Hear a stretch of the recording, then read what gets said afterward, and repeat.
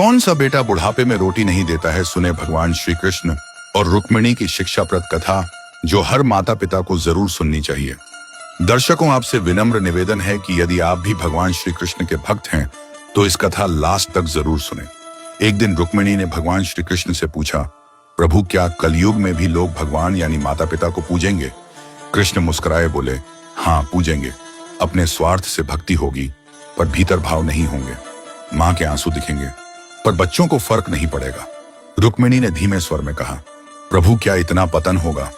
मानव का कृष्ण बोले, हाँ देवी, जब मनुष्य अपने जनक जननी को बोझ समझेगा तो समझ लेना कि कलयुग अपने चरम पर पहुंच गया है। भगवान श्री कृष्ण बोले कि हे देवी, मैं आपको एक घटित अपने भक्त की कहानी सुनाता हूँ। वाराणसी के पास एक छोटा सा गांव था, सोनपुर, वहीं रहती थी सावित्री देवी। उम्र लगभग 65 वर्ष, चेहरे की झुर्रियां। उम्र नहीं, त्याग की कहानी कहती थी। पति का देहांत जल्दी हो गया था, लेकिन उन्होंने अपने बेटे राहुल को अकेले पाला। गरीबी थी, लेकिन माँ का हौसला अमीरों से बड़ा था। दिन भर दूसरों के घरों में रोटियां बनाती, रात को राहुल को पढ़ाई करवाती। जब थक जाती तो कहती हैं, बेटा तू कुछ बन जा ताकि मुझे गर्व हो। राहुल कहता, माँ मैं आपको कभी तकलीफ नहीं दूंगा। माँ मुस्कुराती, बेटे माँ को तकलीफ नहीं होती, बस तू मुस्कुराता रहे। वक्त बीतता गया। राहुल बड़ा हुआ, शहर जाकर पढ़ाई की नौकरी लगी, शादी हुई। माँ बहुत खुश थी, सोचती थी अब आराम मिलेगा, लेकिन जो सपना था वही सबसे बड़ा दर्द बन गया। शादी के बाद राहुल का स्वभाव बदल गया। अब फोन कम आने लगे। कभी कहता, माँ ऑफिस में काम है, कभी अभी पैसे नहीं है, बाद में भेज दूंगा। धीरे धीरे रिश्ता ठंडा पड़ने लगा। माँ हर दिन दरवाजे की ओर देखती, शाम को बत्ती जलाकर कहती, शायद आज बेटा आए। पर बेटे की गाड़ी कभी उस गली में नहीं रुकी। रातें लंबी हो गईं, दिन सूने। कभी रोटियां बनाती पर आधी रह जाती, आंखों में पानी आता पर आवाज नहीं निकलती।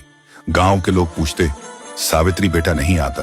वो मुस्कुराकर कहती, आएगा आज नहीं तो कल। रुक्मिणी ने पूछा, प्रभु, माँ तो धैर्य की मूर्ति होती है, वो इतना सब सहकर भी बेटे को दोष क्यों नहीं देती? श्री कृष्ण बोले, क्योंकि माँ जानती है बेटा, चाहे कितना भी दूर चला जाए, उसकी आत्मा में माँ का अंश होता है। माँ का दिल टूटता नहीं, बस चुप हो जाता है। और जो माँ की चुप्पी नहीं समझता वो जीवन भर मौन में पछताता है। रुक्मिणी बोली, तो क्या ऐसे पुत्र को भगवान दंड नहीं देते? कृष्ण बोले, दंड तो जीवन ही देता है। जब वही बेटा अपने बेटे से वही व्यवहार पाएगा तब उसे समझ आएगा माँ का आंसू क्या होता है। एक दिन सावित्री देवी को बहुत तेज बुखार हुआ। उन्होंने पड़ोसी को बुलाया, भैया राहुल को फोन कर दो, कह दो माँ बीमार है। पड़ोसी ने फोन लगाया पर उधर से आवाज आई, भैया मैं मीटिंग में हूँ, बाद में बात करता हूँ। सावित्री देवी मुस्कुराई, कह दो मीटिंग जरूरी है, माँ रोज मिल जाएगी। लेकिन उस दिन के बाद वो मीटिंग कभी खत्म नहीं हुई। कुछ दिन बाद गांव में खबर फैली, सावित्री देवी नहीं रही। लोग दौड़े आए कफन के पास। माँ की आंखें अर्ध खुली थीं, जैसे अब भी बेटे का इंतजार कर रही हूं। बिस्तर के नीचे एक छोटी सी थैली मिली जिसमें कुछ पैसे और एक चिट्ठी थी। चिट्ठी पर लिखा था, बेटा अगर तू यह पढ़ रहा है तो समझना, माँ की सांसें अब थम चुकी हैं। मैंने तेरे बचपन के कपड़े संभाल कर रखे हैं, कभी मन करे तो देख लेना। और हाँ बेटा, तेरी पसंद की खिचड़ी आज भी रसोई में रखी है। रुक्मिणी की आंखों में आंसू आ गए। प्रभु, क्या यह वही कलयुग है जहां माँ का प्यार भी व्यर्थ हो जाता है? श्री कृष्ण बोले, देवी यह वही युग है जहां इंसान भगवान से तो डरता है पर माँ के आंसू से नहीं, जहां लोग घी के बर्तन में भोजन करते हैं पर वही रोटी जो माँ ने प्यार से बनाई थी उसे पुरानी आदत कहकर छोड़ देते हैं। देवी यह वही समय है जब घरों में मंदिर बढ़ेंगे पर ममता घटेगी। रुक्मिणी बोली, प्रभु तो फिर क्या इस युग में माँ को सम्मान नहीं मिलेगा? कृष्ण बोले, मिलेगा देवी, लेकिन सबको नहीं। जो समझेगा कि माँ सिर्फ जन्म देने वाली नहीं बल्कि जीवन सिखाने वाली होती है, वही धन्य होगा। बाकी सब धन और दिखावे में उलझकर माँ के आंचल की ठंडक खो देंगे। कृष्ण का स्वर गंभीर हुआ, कल युग में घर बड़े होंगे पर दिल छोटे। सोशल मीडिया पर लोग माँ के लिए भावनात्मक पोस्ट डालेंगे, पर जब माँ फोन करेगी तो बोलेगा बाद में बात करता हूँ। देवी यह दिखावे का युग है जहां माँ का प्यार भी फॉरवर्ड मैसेज बन जाएगा। रुक्मिणी बोली, प्रभु तो क्या ऐसा पुत्र कभी सुधर नहीं सकता? कृष्ण बोले, सुधर सकता है देवी, लेकिन जब बहुत देर न हो चुकी हो, जब माँ जीवित हो और वो उसके चरणों में सिर रख दे, तब परिवर्तन संभव है। पर जब माँ की चुप्पी मिट्टी में मिल जाती है तब पछतावा केवल आंसुओं में बदल जाता है। इधर राहुल शहर में था। अचानक फोन आया, आपकी माँ अब नहीं रही। वो कुछ देर तक सन्न रह गया। दिल में एक भारीपन उतर आया। कार का हॉर्न बजा, लोग गुजरते रहे, पर उसके भीतर सब कुछ रुक गया। वो उसी रात गांव पहुंचा, मां की देह के सामने खड़ा रहा। आंसू नहीं निकले, बस एक सन्नाटा, एक शून्य। उससे मां की वो बात याद आई, बेटा मां को तकलीफ नहीं होती, बस तू मुस्कुराता रहे। उसकी हिचकियां थम नहीं रही थी। उसे एहसास हुआ कि जिस मां की ममता को उसने अनसुना किया, वही अब सदा के लिए खामोश हो गई।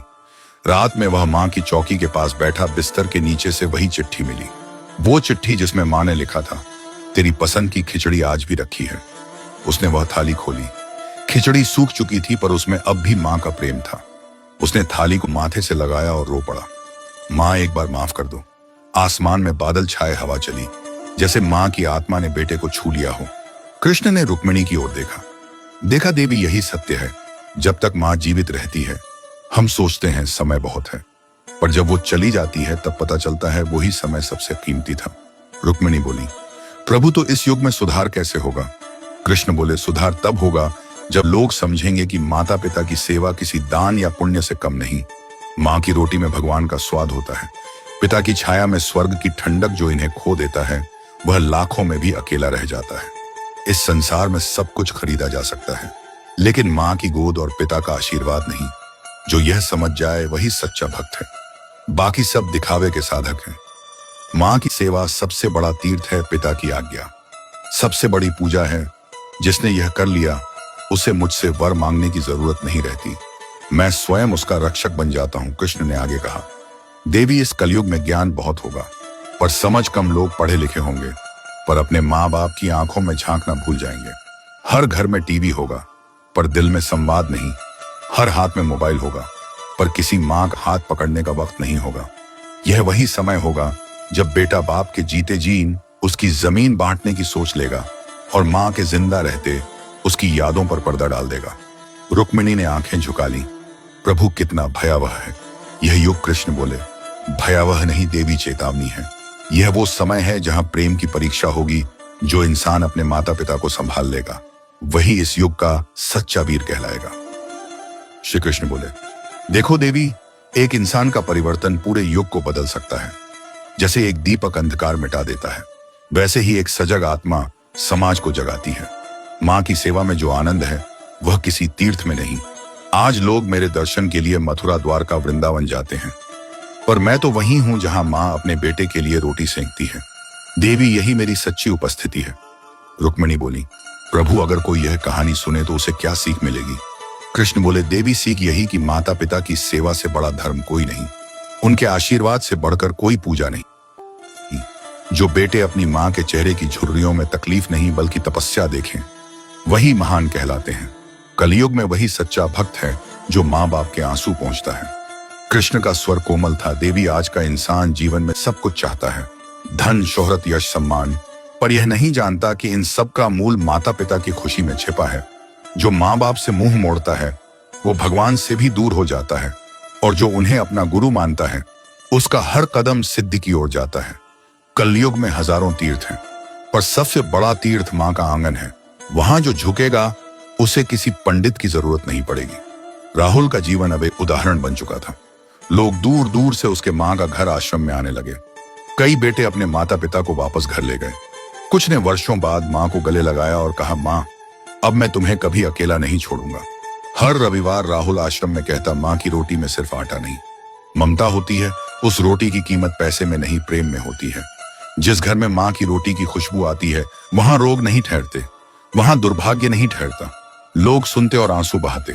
उधर द्वारका में रुक्मिणी ने अंतिम प्रश्न किया, प्रभु, अगर कोई अपने माता पिता को खो चुका हो तो क्या उसका जीवन अधूरा रह जाएगा? कृष्ण बोले, नहीं देवी, अधूरा नहीं।